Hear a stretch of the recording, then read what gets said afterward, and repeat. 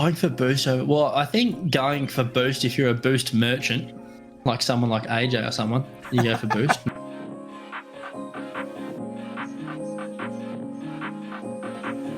100% of the time. Yes. Always, every second of every game.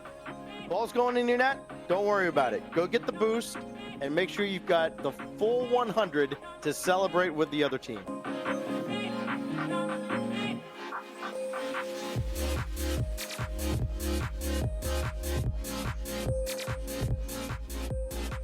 Oh God. Never. Yeah, never. Always go for ball. Yeah. Number one rule of Rocket League.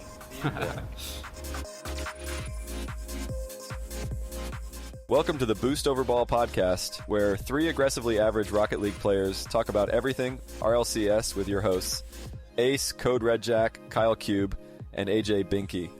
So, if you've ever wondered when the best time to go for Boost Over Ball is, you've come to the right place. Hello, everyone, and welcome back to the Boost Over Ball podcast. To listeners new and old, hello and welcome to the show. Thank you so much for tuning in. I'm Kyle K-Cube, and I'm joined today by Belleair Baller. How's it going? It's going well. Yeah, Alex, Belleair Baller. Hell yeah. We're doing first name intros. Yeah. Well, Doing well. How are you? living the dream. It feels like we're still over a week away, but major number one is in less than 48 hours. We're on the precipice of greatness. I feel like it's been so long. It's been so long since we've had International Rocket League, like 10 months now. That is unbelievable. It really doesn't feel like it feels at both times like it's been forever and like it was just the other day that we were getting to see some of these teams. But the fact that we have so many new teams, new organizations, and new rosters to look at, it's going to be an exciting couple of days we got ahead of us. It certainly will. I mean, I was looking back at it. I think the last time we saw like true international play was the Oxygen Holiday Invitational. When they came back and had they almost got bounced from their own tournament, and then they turned it around and won the whole thing just to miss the LAN. I remember. Yep. How could we forget? But playing on EU ping. Or no, they did. They came over to boot camp. I lied. I think that they came over to boot camp. Yep. Yeah, because that was in Boston, right? Yeah. Gosh, that almost feels like it was longer back than the World Championship in some ways. Oh my God. We've come a long way. I cannot wait for this event. Hopefully everyone can break away from work to watch on Thursday and Friday, because I think I'm gonna be sick in a couple of days. I can feel something in my throat. I might have to miss a few days. I don't know. Yeah, I mean, I already took off Thursday, Friday, Monday. So oh man, that's the play. I'm too late. That's what I should have done though. But we got the dual monitor set up. We'll carve out some internal meetings that we got to take for some critical series. We'll make it work. Got to block off the camera, or block off the calendar rather. Exactly. Yeah. But yeah, so let's jump right in. We know the teams that are making the major, but for those that don't, it's Karmine Corp, BDS, G2, Vitality, Gen G, Gentlemates, Falcons, Luminosity, Furia, OG, Rule 1, Power, Complexity, Pioneers, Elevate, and Limitless. They've announced the round one matchups. Are there any that kind of jump off the page to you, or ones that you're like just really looking forward to for one reason or another? Yeah, I feel like there's two answers. One of them is like the straightforward, like yes, of course, and the other one is like ooh, like kind of that's an interesting. I feel like the one that I'm most interested to watch is Complexity Vitality, just because those are two teams that it's like I could realistically see. Vitality is obviously much more likely to win the whole thing, but like either of those teams making top four, I don't feel like is out of the question. Like I wouldn't fall out of my chair. So to see how their form looks early on, that feels like a really competitive matchup. And the other one is just like Falcons and OG. I feel like I know who's going to win that series, but I am very interested to see the form of two teams that I'm really excited to see on LAN. What about you? I got to join you in that Vitality Complexity series. I've been on the Sam bandwagon pretty recently. I think that their performances of Complexity, who many people thought would challenge for a top four spot in NA before they, had some visa issues and had to jump to Sam for the season. but I don't see any reason why they can't continue the form. And we've certainly seen from some show matches from recent results that Furia is playing really well, and Complexity's been able to beat them before. And then like you said, it's Vitality. They could win the whole event, but I also could see a world where Vitality and Complexity don't make top 8. It is, it's one of those things where when we do these predictions, it's kind of like, how could you not, at some level, no matter who it is, go some level of chalk with the whole thing? Like, you can't have the big boys miss it, but we just know from experience that there's going to be one team that probably way underperforms expectations and one team that way overperforms expectations. And just looking at the list, it's like, God, who could it be? Like, it really could be. There's like 12 teams on here that it's like I could see them pulling a big upset over somebody. Yeah, and we talked about, like, for I'll let the listeners peek behind the curtain. We recorded this last night with AJ and Red, and we recorded for like 2 hours. Like, it was going great, and none of my mic audio came through in the recording. So we're re-recording this. But one of the things that we talked about yesterday was Vitality feels like a team. Like, they're defending world champions. They're a fantastic team. Zen is still Zen. He's still the highest twos MMR ever. But like, I feel like of the the 10 teams that I think could make a realistic run at top 8, I feel like their spot is most dependent on the matchups that they get in Swiss. I think they'll get a boost of like just that international feel where they're like, hey, we still haven't lost here, like we had kind of a rough treading. But the other thing that's interesting with them is, like, of course they started out rough, but their most recent form was excellent. Like, in that third open qualifier, they go 3-0 in the Swiss, and then they make it all the way to the grand finals to fall to Carmine Corps. No fault in that. Like, that's probably the best opponent in the world. So if you are trying to be a Vitality optimist, they're basically at the best spot you could hope given where they started off.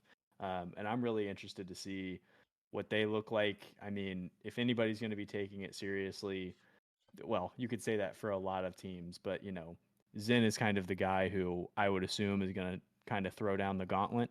And one of the kind of weak spots for them has been Radosin, and I thought at a lot of the tournaments, or in a lot of the series rather, from the Spring Major and from the World Championship, if you didn't know any better and you were just watching for the first time, he looked like the best player on the pitch in some of those series. So will Radosin return to form? We'll see. Will he bring out the classic Radosin decal, or is that permanently in the shop? We'll see that as well. Yeah, I mean, and you mentioned Regional 3 for EU, and Vitality sweeps through dropping one match, but they play Endpoint, they play Team 3, and they play Top Cougars. So it's not, the kind of crazy run that we saw from Top Cougars playing, 5 of the top 6 teams and, getting some results through that. But, that's my thinking, right? They looked so good. They looked really good in against Oxygen, against Moist, even though I think that was probably the closest 4-1 I've ever seen. Like, a couple overtime games, everything was like pretty close except for like one game in there. But like, yeah. That's why I think that their matchups are so dependent on their, like, where they finish, right? And like, that seems like really dumb to say. Like, if they play good teams and they lose, then they're not going to do well. But like, also you have to think, like, how much did Farah play a part in some of their success last year, right? Like, how much is he able to, like, I mean, Zen's still young, right? He's still 16 years old. He's still a relatively young team, other than Alpha's been there, done that. But if you come off a round 2, if you draw up like Falcons or something like that in round 2 and you lose, does that throw your mental off? So I mean, like, they certainly have the talent to make top 8, to make top 4, but I feel like there's a lot of questions. There's more questions than answers for them right now. Yeah, they're definitely one of the teams that I'm most interested to see how it goes. And it is interesting that you said, like, they're kind of matchup dependent. I'm curious, when you say that, do you like them against certain opponents versus others, or it's just kind of as they come? Like, do you like Vitality against, European teams? Like, would you be excited if you were a Vitality fan and you saw BDS on the other side, or would you prefer to see them against like, a SAM team? I guess all things considered, you'd love to see him against an APAC team. That'd Yeah. be a nice matchup. Yeah. Or like any APAC SSA. I don't think that that's going to happen round one just based on the matchups. But if you're a Vitality fan, I feel like you want to see them play NA. Yeah. I feel like that's like your number one choice is like playing. I mean, maybe not a G2, but like maybe any of like maybe a Gen G. I think they could play well against. Like I mean, I'm gonna post out like on Twitter like my bracket predictions probably tomorrow. But I have Vitality beating out Gen G in round 5, 3-2 to make top 8. Can you imagine? Yeah, that'd be What nuts. a round 5. But I mean, like that's a series I could see going either way. Yeah, right. Especially once you get that deep into it, And like, I feel like I've said this so many times. I feel like, you can make it a drinking game with how many times people have talked about like this, but there's a lot of these teams, G2, I mean, you have to exclude Carmine Corp just because of how consistent they've been, but like G2, Gen G, BDS, Vitality, I could even, I could kind of even throw some other of the teams in there. Like it's like the duality of competition, right? Like you're never going to be 100% all the time, but like how close can you stay to that? But like we saw a G2 that almost got dropped to Omelet. Yeah. And we also saw a G2 that swept Gen G like it was nothing. We saw a BDS that, almost swept Carmine Corps and, Drali, who's playing like one of the best players in the world, and then you see them just get wiped in the next major. Or the next regional. Swept hard against Carmine Corps, and I Yep. think that was the first one too. It is funny you say that. I think a lot of us in the community agree that there's a ton of teams who could potentially vie for winning this whole thing, or at least making a top 4. Like you could see it for almost all of the teams.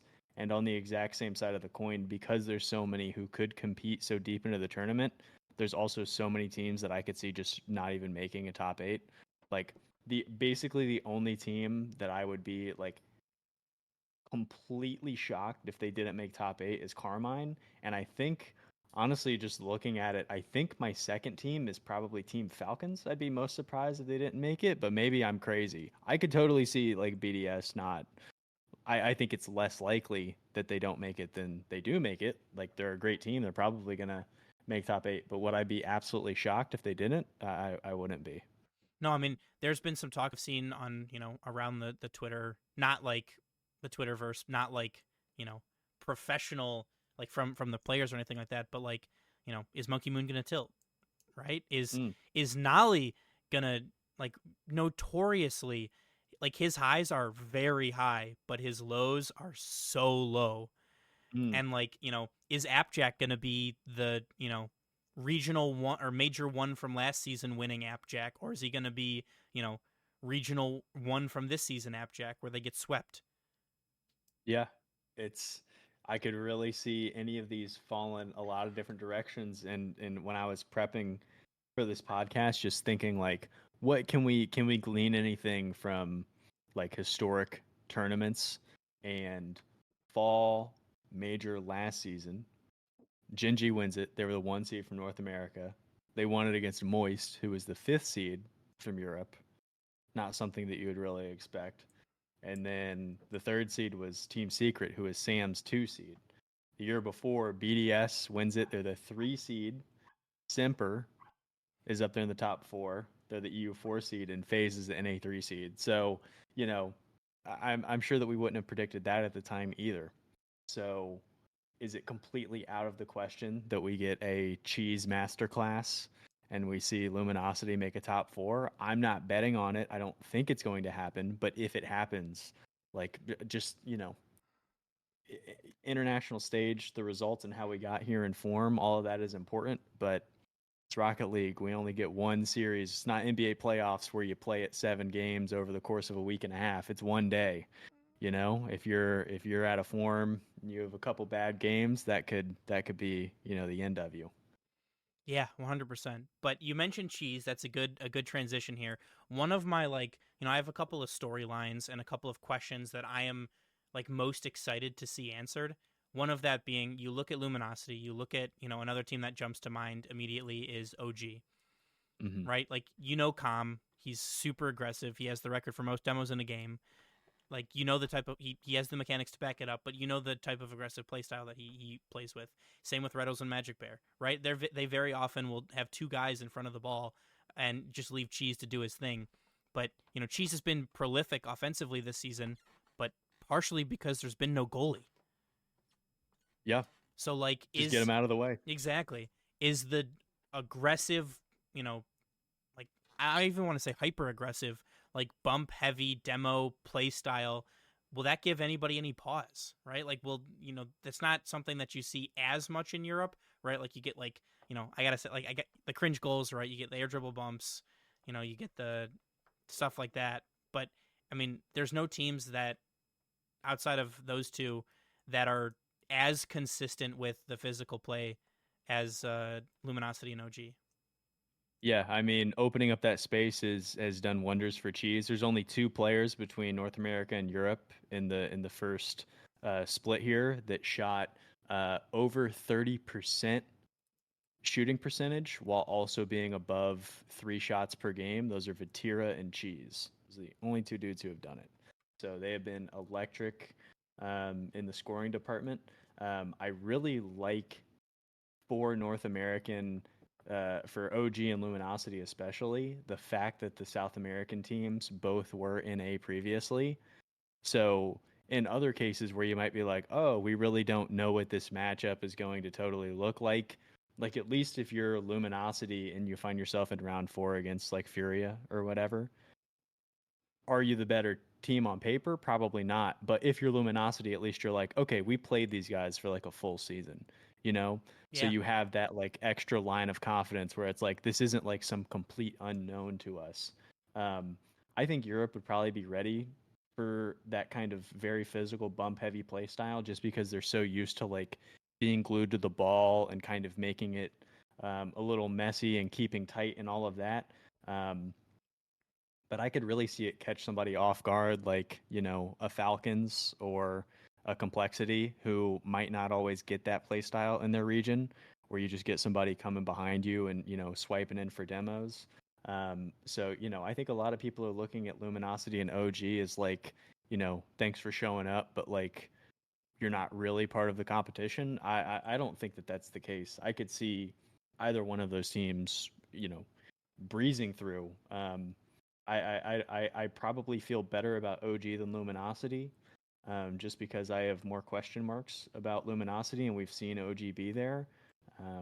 But I'm not ruling either of them out. And that physical play style you're talking about is going to be huge in helping like bring confidence to those teams for some easy goals early on. Yeah, and I also feel like you get for those of you that compete in any league, before it was IGL, but that's no longer. But like you compete at school, you compete in at college or university, you compete in like a for fun league, like MLE or Frontier Doubles League or anything like that.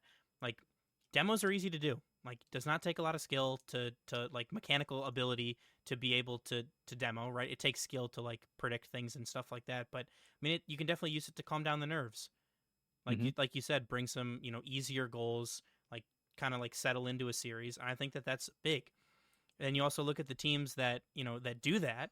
It's OG, it's Luminosity, and they both have players who have been there and done that before.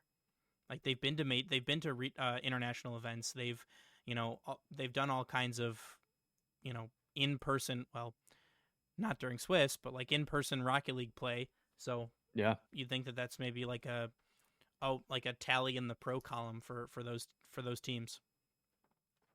For sure. And then there's like those other teams, like not necessarily that they're all grouped together, but like the Gentlemates, the Rule One, the Powers of the world, where it's like, yeah, I think they're probably all lower ranked than a lot of the teams here.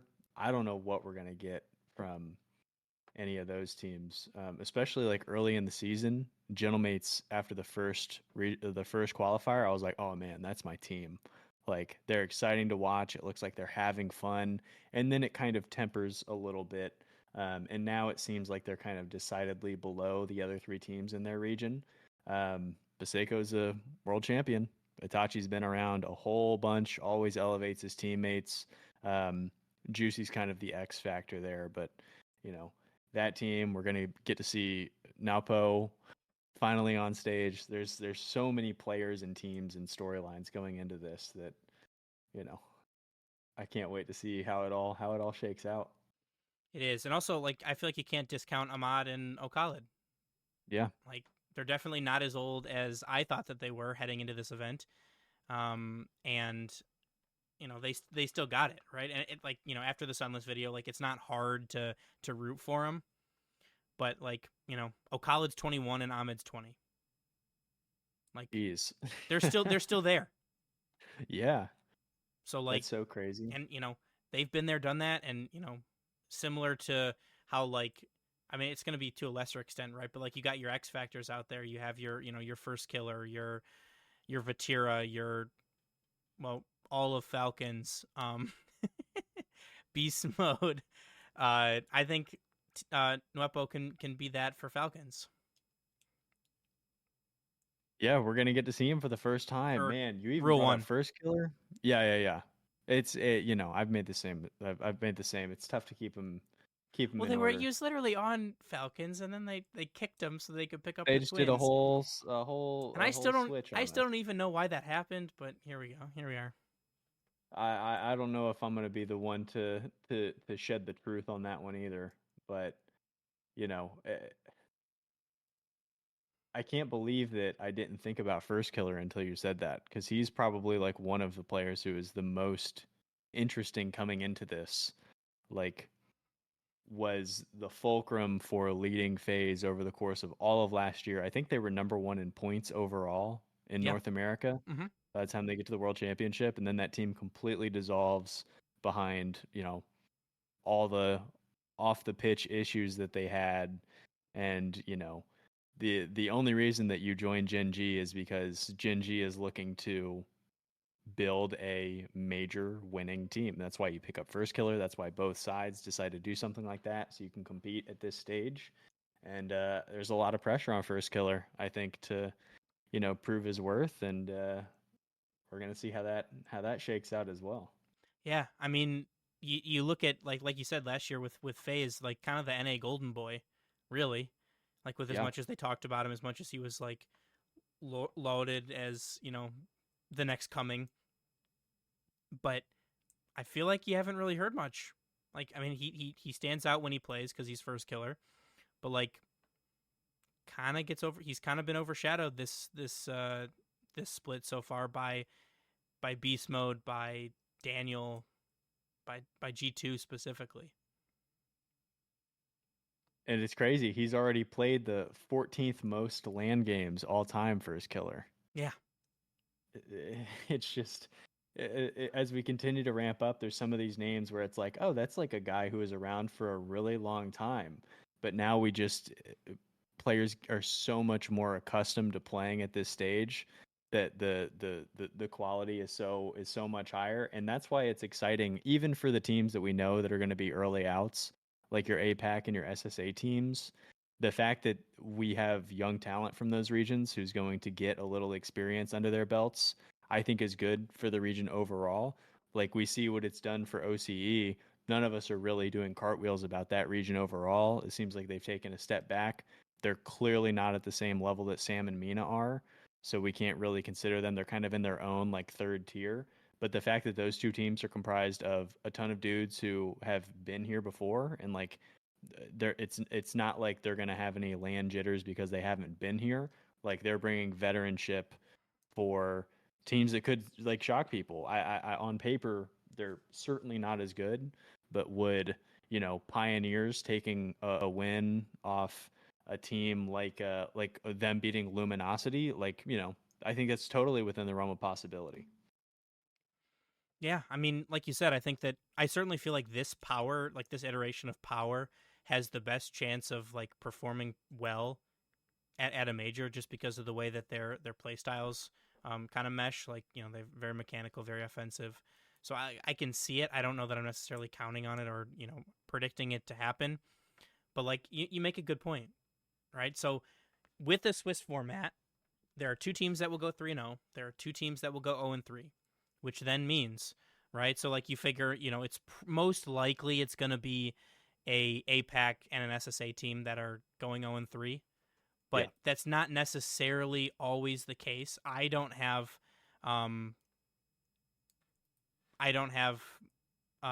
Limitless as my 15th or 16th seed. So which teams are in your mind have the best chance to go 1-3 from the I hate to call it to call it like bottom feeders, but from like the the minor regions. Oh, that's a good question. I think for all of those kind of lower than regions, we'll call them emerging regions. How's that? It's like when It's you better, it's like yeah. when you spice up your own title for Yeah. like work. Mm-hmm. It's like I didn't make sandwiches in college. I was, I was an artisan. Culinary artisan, yeah. Exactly. Yeah, that's how it goes on the resume. So for our emerging regions, I think a lot of it is just like how you start out. Like I think if you get rolled in your first round, maybe there's a part of it where it's like, okay, whatever. But if you're in like a tight series and you're like, oh, we can actually like contend at this level, I think that means a lot. For a team like Power going up against Gen G, if you just get the wheels blown off of you and it's like not even close, it's kind of a rough thing to try and turn around. But we saw Power. What was that? Was that the winter major last year when they beat G2 Yeah. in like a 1-3 matchup or something like that, Well, or a but 1-2 matchup? we saw it at Worlds, right? Like, teams starting out pretty slow. Like, I believe it was Pioneers that almost took Karmine Corp out in the first round. It just kind of jumping on them early before you can get set. Elevate did the same thing. They went to Game 5 with I don't think it was I definitely don't think it was Vitality, but like they, like kind of jumped out quick. They surprised them. They were ready to play, and that's not necessarily always the case. So like really, it just kind of takes one. Like God, one time. It's tough to call any of those though, right? The OCE or the APAC SSA. I mean, they really way that they seeded this. it was Oxygen. They took 2 games on Oxygen, game 1 and game 2, and then Oxygen kind of like turned it on, but like it was stabilized, dicey there for a second. Yeah. Yeah, like I guess out of the 4, even though it's crazy to say, maybe it's not crazy to say, but Power versus Gen G is the one that I would have circled as like a keep your eyes on, like a potential upset, just because Gen G is coming into this with a lot of expectations and probably a lot of jitters that they kind of got to shake out of the system. There's going to be a lot of eyes on that team. They put a lot of pressure on themselves. The community puts a lot of pressure on them as well. So if there's a team who could, kind of go sideways early and stabilize over the course of Swiss or whatever, but kind of need to get their feet back under them, I could see that Power team coming in confident and being like, we can, let's take a couple of these and really make that series messy. But like Pioneers versus G2, I mean, at a certain level, like there's just a mechanical difference that is very difficult to overcome. And if Elevate beat Team BDS in any of those games, I will be pretty startled. Yeah, that's fair. And I mean, you have to think about like it's not exactly friendly fire if your region only gets one team, but like emerging region versus emerging region, right? So like I have Elevate winning a series and I have them beating Elevate. Like that's like my that would be a fun series to watch though too, I think. Yeah, getting some of those like the lower ones, because then that's exciting, because then you pass them on to deeper rounds. And the thing about those kind of like if you're an SSA or an APAC or even the OCE teams, really all you're looking to do is just find your way to round 5, because at that point it's all up in the air. Like you're definitely, whoever you're facing off against on the other side of that, that team is supposed to beat OCE teams. So there is all the pressure in the world on them to win it and none of it on OCE. If we had like, Furia versus Power And it's like, oh man, if Furia lose this and Furia know that too, and Power's just let's get after them. Well, because there's no pressure. Like you could just come out and play free, carefree Rocket League. Just try and peek on them, and like anything can happen. Like you said, it's like with conventional sports, it's over multiple days to potentially a week for a series. This is like under an hour Yeah. on one You day. better show up. Yeah. Yeah. Like we saw it with Ground Zero in San Diego, right? Like, but that was a double like last year, but that was like a double elimination, bracket. But they came out, they lost 2 series, bam, bam, they're done. Like you get potentially 3 hours, and you could be out of the tournament. Yeah, and I really like Swiss because you do have more of a chance to stabilize. Double Elim is like it's fun and it's spicy, but it really stinks. Even at the World Championship, which I think you might have just been talking about. But like some of the teams who you get to skip through like the qualifiers to get into the main event, if you're just kind of sitting there and you don't really have the chance to like warm up or get going, and then it's too late, you only have 2 series and you're bounced right away. It's like, oh man. But Swiss is the great equalizer. If you had to make the case for a team like OG making top 8, what is that because of? Is that quality matchups? Is that an individual player popping for them? Who is kind of the X factor on that team for you? Because it seems like they're kind of that great middle like equalizer. But there's a chance that they could really shine, and I'm curious what you would attribute that to in that hypothetical. I mean, you bring up a good point. First off, I feel like they're definitely like the measuring stick. Like They really are. people like are pretty sure like they know what OG is, like the kind of the steady Eddie, like veteran, like they're gonna be what they're gonna be, and like there's not a whole lot of pop off potential. Low floor, but not a high ceiling. The gatekeepers. Yeah, high floor, like not a high ceiling is what I was trying to say. But if OG make top 8, it's because of JNAPs, in my personal opinion. So in the last like NA regional, we saw I thought JNAPs had his best tournament, like dating back to pre grand finals of Dallas, so like 2 world championships ago. Yeah. Like not grand finals because that just I refuse to count that. Such a letdown. He's really been doing a lot for them. He's 68% goal participation, which the average is like 60. So he's pretty high up there. He's been doing a lot for them.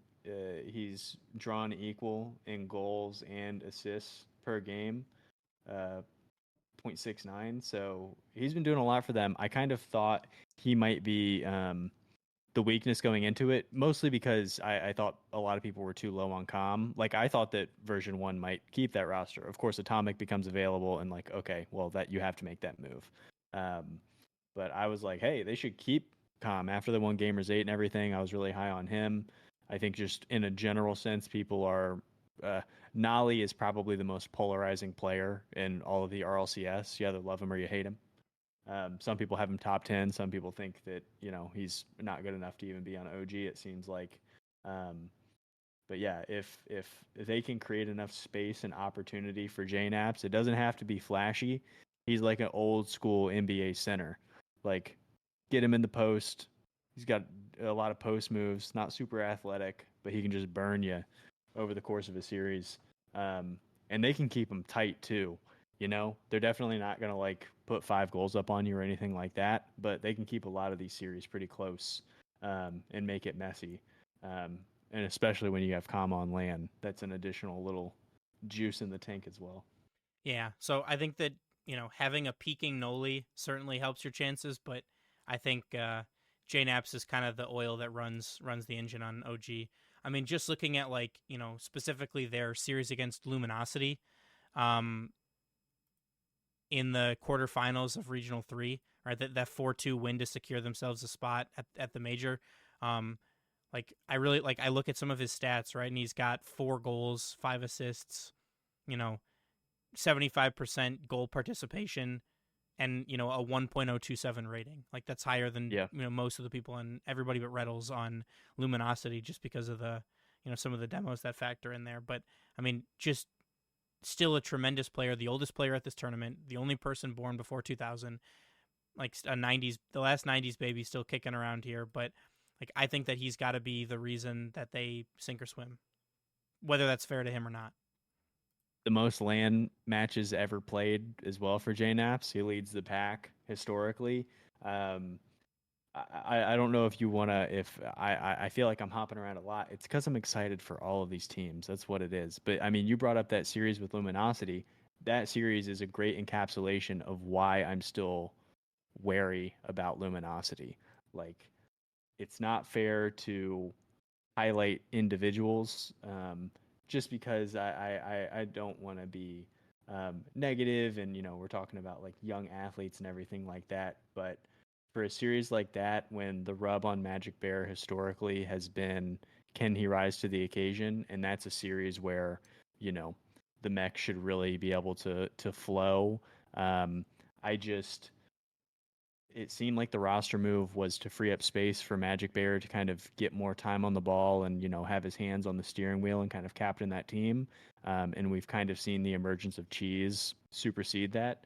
I'm just curious if the lights get real bright, if we're going to see Magic Bear kind of, be able to rise to the occasion.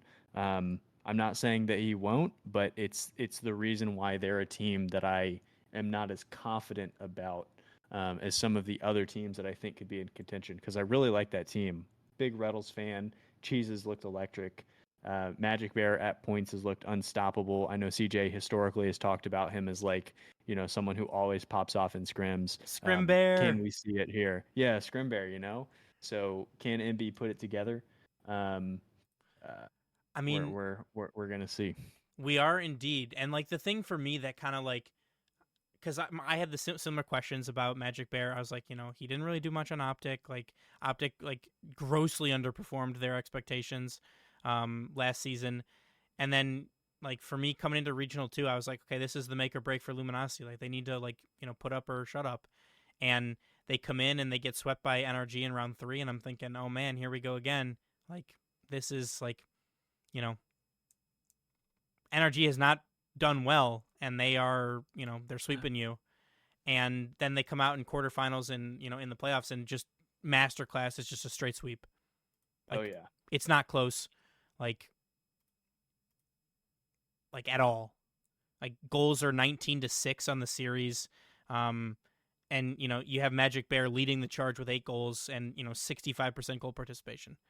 So it's like, okay, well, we see the flashes, but when the lights are on, maybe it helps them that there aren't people in the venue until Saturday.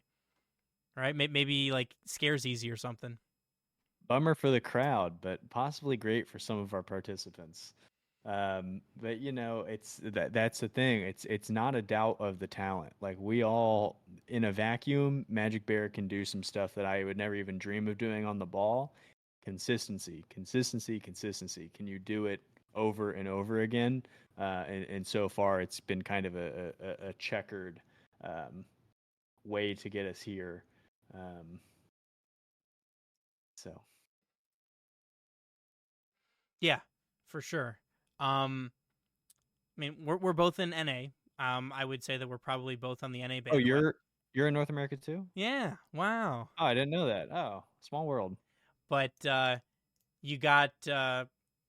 I'll call it like for the Olympics are coming up. The next major's in London. It's close enough to Paris.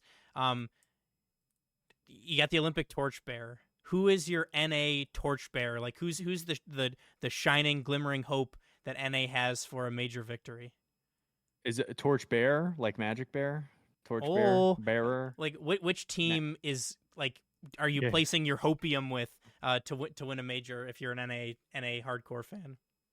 I mean, the juice has got to go to G2. That team has. If you were to do like how in like NBA 2K, where I guess all sports games teams have like an overall rating. I feel like they have a really high overall rating. They're probably at like a 96 or 97. G2 is so good. You would have loved to see them put it all together and try and go for the three-peat just to really assert their dominance. in that third open qualifier. But maybe a little bit of adversity is good for the soul. Um, the the thing that'll make me nervous about G2 until I see otherwise is the fact that Daniel and Beast Mode haven't made it to kind of the summit. They haven't made it deep enough in a tournament for me to feel confident, or not confident, but know what they'll look like in the Well, later stages. well, but do you like they won Gamers 8? Or is Unless that you count Gamers 8. yeah? I was gonna say, do you Yeah. count Gamers 8, or is it the differing formats of 1, 2s, and 3s? Does that make it?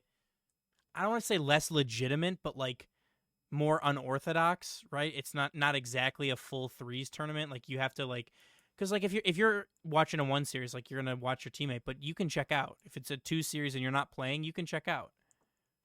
For sure. And also there's the confidence in, hey, look, even if the 3v3s don't go super well, we have quite possibly the best 2v2 duo in the world. And 1v1s, we ended up seeing they started out with Daniel, right? And then they ended up going beast mode late and he was just torching everybody. So And we'll call it like that's a a team that had 0.75. that's a team that had Calm too, They sure right? did. And they got better adding Atomic. So Yeah. like by all accounts, they should be better. But I also thought they should have won the last regional. You would have liked to see it. Seemed like they might have, foot off the gas. If you're trying to put some of that hopium in Gen G, the fact that they were able to kind of overcome that hurdle of beating G2, I think is big for the confidence. Just not having any, boogeymen out there that if they run into them, it's like, uh-oh, this is probably it for us. The fact that they were able to beat them once probably gives them confidence at the international level. And Atomic, if you're gonna add somebody and you're looking to make a deep run, he was in a world championship final. He it wasn't pretty, No, but no, he it was was not. there. He was there. He was indeed. But I mean, I'm kind of in the same boat. I think it's got like G2's got to be the the one that everyone in NA looks to kind of hope for a major victory. But that kind of transitions us pretty well here. We did yesterday, and I think it's fun to do it again. We'll do a couple of like takes, like your Oh, take. yeah. So like we'll do like our cold take, and then what we kind of decided on that was like 95%, like that's happening. Like a warm take is like 75%, a hot take is like 25%, and then your nuclear take was like 5%. And then we even did an apocalypse take, and that was like less than 1%. All right, I like it. So where do you want to start? Do you Let's- want to start nuclear and cool down, or do you want to Oh, we- warm up over time? We got to heat up. We got to heat up All over right, time. we'll heat up. So cold take. Do you want me to roll through all of them, or do you want to go back and forth? Let's go one at a time. We can kind of talk through some of the reasoning behind why they are where they are. Okay. I mean, the coldest possible take is Carmine Core wins the whole thing. Yep, that They was ours too. they just clearly seem like the best roster, and they're just chef's kiss perfect for an event like this. Vatira is one of the few people who can be considered the guy, kind of captaining this team. Rise took the journeyman approach and won everywhere that he was last season, and always seems to turn it up an extra little notch when we get onto the stage. And Atzhau is somebody who was always around with that Liquid roster, and I thought after the World Championship, when I did the kind of power rankings going into the off season, I think I had him third or fourth in the world. I was so high on Atzhau. He looked awesome over the course of that event. So that team is probably if I were to draft like one team to like battle against the aliens, it's very easily, like for the sake of the universe, it's very easily that team. So them winning the whole thing is probably the coldest take I can serve you. Yeah, no, that was gonna be mine. We even like broadened it a little bit, and France wins a major. I lost your audio for a second. Oh, am I back? You're back. I thought you were pausing for dramatic effect. I was like, man, I mean, I knew my take was cold. I didn't know I might have froze you. It was ice cold. Yeah, no, I was gonna say that was ours, and we took it like even colder and said France wins a major. France wins a major is a brick of ice. That is Yeah. an iceberg take. Yep, because you have all of Europe. That is a deep space Yep. level of cold Yep. take there. Yeah, I mean France are totally in the driver's seat to win this. Brief aside, surprised that we didn't get a world championship or a major in France. Isn't that a little odd? We get the copper box. I guess they're building up to it. Probably next year's world championship in France would be probably where they're going. But So I was thinking don't about wanna I was thinking derail us. about this too, but also like there's no way you're gonna put Major 2 in France because the Olympics are right then Oh wow, in Paris, like the week after. yeah, I didn't think about that. But even worse is the Olympics. Is the Olympics worse? I heard in London there's a Taylor Swift concert. That might be even more of a hassle than the Olympics. A little tongue in cheek, but Well, I mean, that's like I looked at flights because I was like, well, maybe it'd be cool, like the copper box. Flights are like $2,000. Like it's not attainable. just to get over there before you have to do room and board. And Yep, you and it's know, London. It's tickets and- expensive as hell. Yeah, I think I'm going to be missing that event as well. But we're probably going to be getting. That means they'd be doing us pretty dirty if they went full Europe. Probably going to be getting a North American World Championship, and it seems like they like staggering them back and forth. I feel like a cold take there is they're just going to do LA, right?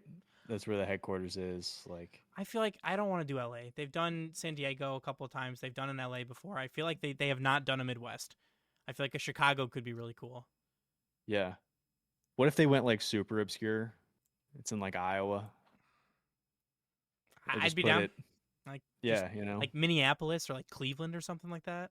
put it in Cleveland, the Cleveland World Championship. Yeah, I can get behind that. Like I feel like that is actually not a terrible idea, right? Like because like they have an airport, you can fly into it. Like you're not gonna be competing with like with anything else there for things to do. There's enough like infrastructure in place for people to like be able to come and do what they want to do. So What about Atlanta? I'd Central, yeah, easy flights. it's a hub for everybody. The esports scene in Atlanta is only growing. I mean that's where Ghost's headquarters is. Oh, I didn't know that. Yeah, so they I wouldn't hate it.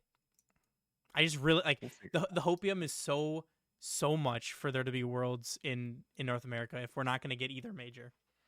Yeah, what about Tampa? That'd be pretty cool. If I could just jog on over to the major, that'd be the World Championship. That'd be pretty cool. But I derailed us from our takes. I don't know. Yeah. My bad. We got our warm take now, and Oh, mine for this one was going to be that we have 2 EU teams in the top 4. what about? I don't want to continue the trend. What about? How about Team Falcons go 3-0 in Swiss? I think that's a good one. Yeah, I believe in them. I think that team is really solid. They have not been taking it easy at all. They have been just smacking teams in MENA. All 3 of them are basically at the top of the core stats globally for every single stat. We've seen the Twins already make a top 4, and TRK's even made a finals where they infamously ended up falling apart and getting the double elim to Moist, who made that big run. But that team looks really good. I think they're going to come in on form and take this really seriously. And I could see them going statement in Swiss 3-0. I think that's a really good one. For a hot take, I've tweeted it out a couple of places, and we talked about it before recording. But my hot take is both Sam teams make the top 8. Incredible. I feel like it's just hot enough where you're like, okay, I see it, but like it still could happen. And like Complexity was being talked about as a top 4 NA team. Before they moved down to Sam, Furia has been doing some crazy stuff in Johnny Boy's show matches, and like they've all been on the grind. Like they're all hungry for that win. I can see them both performing well enough to make top 8. You know what? That's actually not as hot. When you first said it, I thought you were saying OCE, and I was like, "Are you saving room? Like, what is your nuclear take going to be? That like 3 people from the stands like win a series? I don't know how you could go higher than both OCE teams making top 8. No, 3 randoms beat Elevate. Yeah, hey, that'd be pretty cool if they just like drew people in, like they fire off like a t-shirt cannon, and whoever gets it, they're like, "Come on down." But no, both Sam teams making top 8. That's good for a hot take. You know, that might even for me, like I'm a believer like you. That's like I think you're okay. That's like a medium well take. You know, Yeah. not quite. It's not quite like hot. Not to discredit your take. I think that that's a quality take. I like that. Um, how about I mean, I could hit the tennis ball right back at you. What about Luminosity and OG both make top 8 as a hot take? I love that one. I don't think it's gonna happen. I don't think I so guess that's either, what makes it but a hot take. I see a reasonable possibility where that does happen. Yeah. Like they probably need some friendly fire in some matchups. Like maybe you get a lucky draw. Maybe you get 2 EU teams that play each other round 2, and like hmm really throw things off. But I think it's possible. How many more levels do we have? What's the threshold? Is it hot to nuclear? Is there Yep. another level in there? We could do nuclear, and we did one that was so nuclear we just called it an apocalyptic take. The apocalypse take, yeah. And I'll do the apocalypse take so we could kind of like have a level to it. But Yeah, let's it gauge was it. a non-EU top 4. Wow. Just I guess they catch each other in top 8. Maybe one of them drops out early. Yeah, or you get like Oh man. some friendly fire in late in Swiss, or Yeah. they drop to like a SAM or an NA team. Is it nuclear to pick Furia to win the whole thing? I mean, I don't think that's I don't think a lot of people have that. I mean, I'd allow it for nuclear. well. Oh, excuse me. I don't want to. I don't want to spill the beans on a nuclear. I'm thinking apocalyptic. That's probably not apocalyptic enough. Um, I mean, an apocalypse would be like Carmine Corps is the only team to make top 8.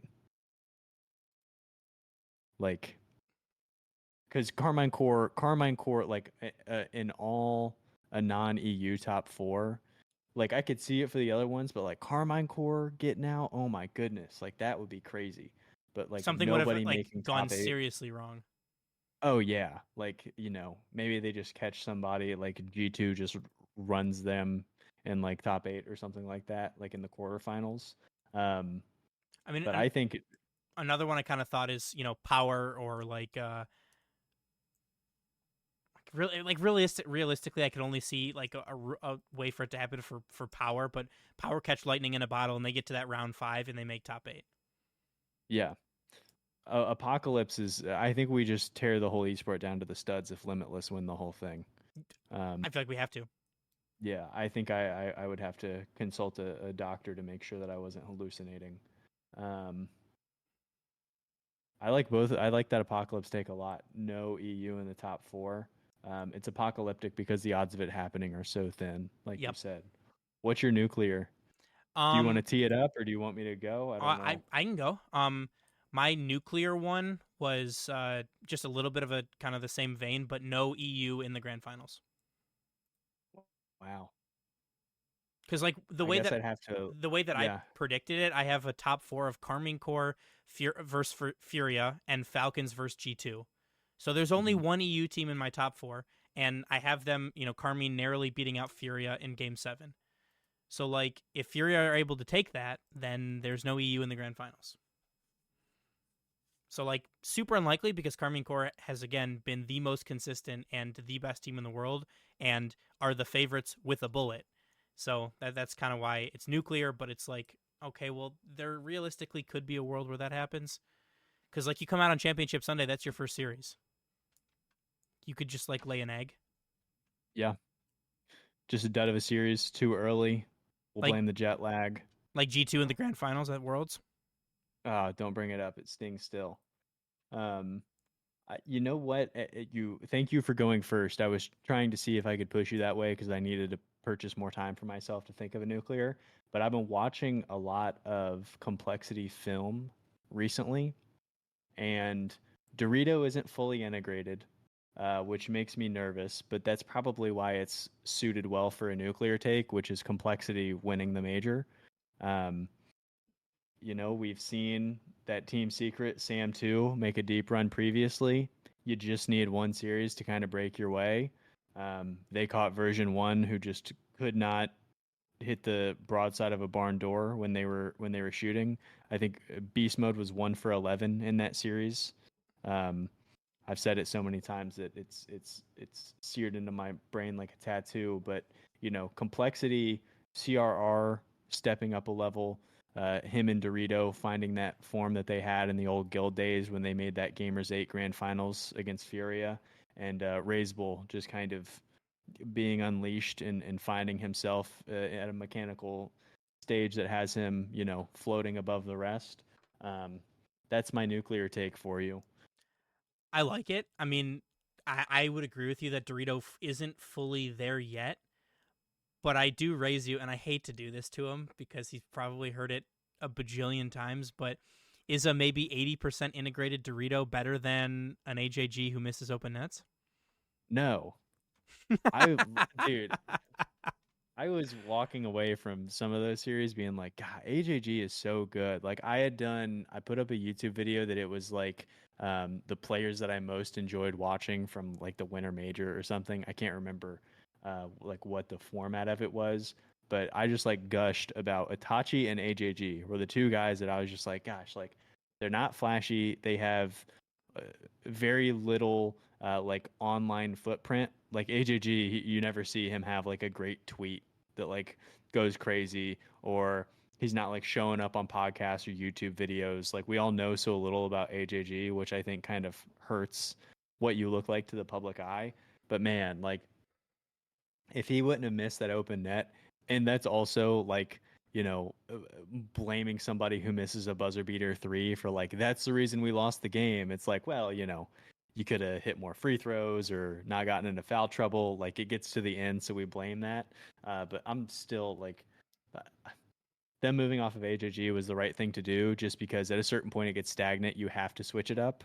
But I would take AJG over Dorito. But that being said, Dorito looked awesome in a couple of lands last season. He really stepped up and looked incredible for G1.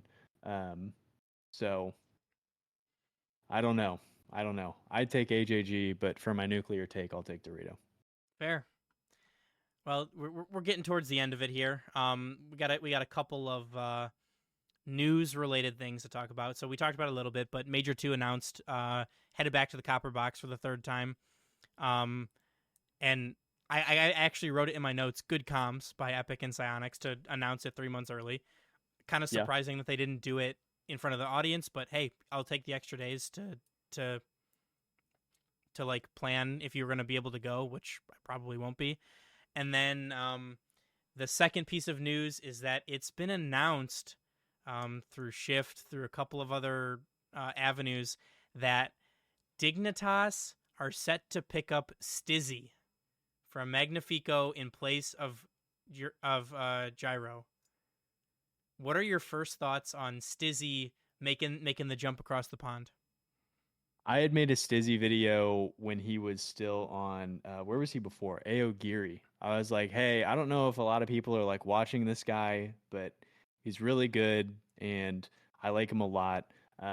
He always seemed like he was like a beat off tempo with that Magnifico roster, and it's cool to see that he's moving on. I think that that's good for all parties involved.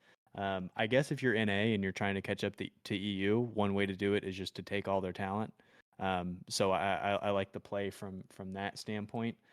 For Dignitas, I guess I don't really know what to expect. It seemed like they had their honeymoon phase too early. Towards the end of the off season, they were beating everybody and it wasn't very close. And it seemed like they peaked too early because then they kind of puttered as we got into the later open qualifiers.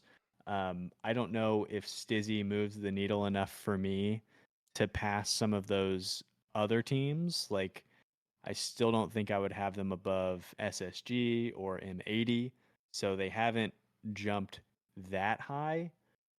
but Evo and Stizzy as a young core with a veteran arsenal to kind of steer them in the right direction.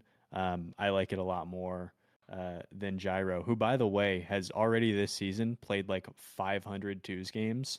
So I don't think we've seen the end of Gyro. That's wild. And in similar news, you have NRG looking to announced that they're set to pick up Aqua in place of Frosty, Toasty, Drees. NRG's making a change, a roster move. Wow, big shock. 4th time's the charm. Hey, I said from the beginning, I feel like this is kind of a letdown for NRG fans. I feel like this is kind of the easy move, the cop out. Hey, it didn't work out with Frosty. Still don't know why that happened. Hey, it didn't work out with Toasty. Well, everybody saw that happening. And then you brought in Drees, and I thought Drees performed pretty well for what he was asked to do. And first event with Drees, they make top 8, which they did not do a single time other than that. But I something big needed to happen for NRG to be able to be back in contention, and this is not it for me. Drees, who retired on Twitter like 2 months ago. Yep. And then he's back into the fold. Yeah, Aqua's not lighting anybody's world on fire, I don't think. It was interesting to see what he was going to look like on Muffin Men with kind of a more veteran team that had higher expectations than previous Aqua teams. It was kind of a redemption for him where hasn't really worked out early in his career. It's been kind of slow, but hey, maybe on Muffin Men. And they weren't really winning anything. Even in that last event, it was kind of on the back of Squishy just finding his old form again. I don't know. It's weird that NRG, went so long without making any roster moves, and now just the floodgates are open. They're like, we're not making any moves, no moves, no moves, no moves, and then they just move like every event. They're making up for lost time. But exactly. The last one that we have is Shopify Rebellion are looking to replace Justin with Andy. That's fine. Yeah, that's fine. I like Andy. I don't want to sound sour because Andy's great. He was the reason that Dignitas team ended up making that Winter Major last year. Yep. And they kind of snuck in and stole it. And Andy's super solid, but I don't think Memory was solid enough. Justin is super solid. I don't think the thing that you need to go alongside the two of them is another solid player. I think you need somebody with a little more pop. The thing that's more interesting to me about that move isn't what Shopify looks like. It's what happens to Justin. Is he still going to find himself on a top 6 in a roster? Is he going to kind of drop down into the pack? I'm curious to see what the next stage of his career is going to look like. I don't think it's early enough for him to hang up the sticks, right? I don't think that that's in the cards. But I don't know. I would tend to say that you're right on that one, but we're not even into the roster transfer window yet. I know that I'm going to get debated 600 times on April Fool's Day, which is when the transfer window opens. Yep. So I'm ready to have my heart broken again for that. But I don't want to take up much more of your time. We've been recording for over an hour now. I feel like I could continue to talk for forever about this because we talked about it a little bit before. I feel like it's still a week away, but we're really 32 hours away from RLCS action. We're getting closer and closer, and hey, it flew by. It didn't feel like an hour at all. Thank you for having me on again. It's been a while since I was on, so fun to come back. And there isn't an occasion that I would be more excited to come back on and talk about because we are just a few sleeps away from getting to see some international play here. We're in it, and we talked about it on Twitter, and I have to mention it again. We are hosting a watch party in person on Saturday for the games on Saturday in Madison Heights, Michigan at Selena's Bar and Grill. The event will start at 11 a.m. and RLCS matches start at noon. So we'll be there until the game's end. We'll be giving away Luminosity merch. We've been working with somebody at Luminosity to be able to get some merch for you guys to give away. Food and drinks will be available for purchase from Salinas, including alcohol if you are of age. So come on out, hang out, enjoy some Rocket League, and have some fun. That's really cool that y'all are throwing that together. I forgot that I saw that on Twitter. Did this can be cut if needed, but did Cat Jeans help throw that together? How did that come to be? She did. So I actually, I've met Cat Jeans through some other stuff, and I reached out to some people at Luminosity and said, hey, we'd be interested in hosting, throwing a watch party. Like, would you guys be willing to, to help us out, like with some merch or something like that? And they, the person at Luminosity that we were working with was like, yeah, we'll send you some merch, give it away. And Cat Jeans had, seen, like I talked to her occasionally, and so she had seen that we were thinking about doing that. And she's like, hey, I'd love to help out if you need it. So I was like, gladly. I don't really know all of what I'm doing, but we're learning as we go, and her input is very much appreciated. Hey, super cool. Good for you guys for getting it thrown together, and good luck for the event. Hopefully it's a big turnout and everybody gets to see some not only some good Rocket League, but some good Luminosity while we're at it. Yeah, no kidding. I'm hopeful to be able to see them on Saturday play, but with the way that Swiss kind of shakes out, we'll have to wait and see. So hopefully we get to see them on Saturday. But again, thank you so much for taking the time to jump on the show and help me re-record this episode and talk about the major some more. Hey, thanks for having me, and we'll reconnect after the major and see how things shake out. Sounds good. I'll talk to you later. See ya.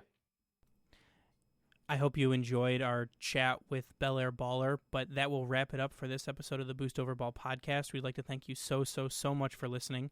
We'd like to remind you to please follow us on Twitter, Instagram, join our Discord, rate us 5 stars wherever you listen to podcasts, as it really helps us grow our show. Also, check out our Twitch, our TikTok, and our merch store. All of these links and more, including information about our watch party on March 30th at Salinas Bar and Grill, can be found on our website at boostoverball.com. And from us here on the show, as always, remember to choose Boost over Ball.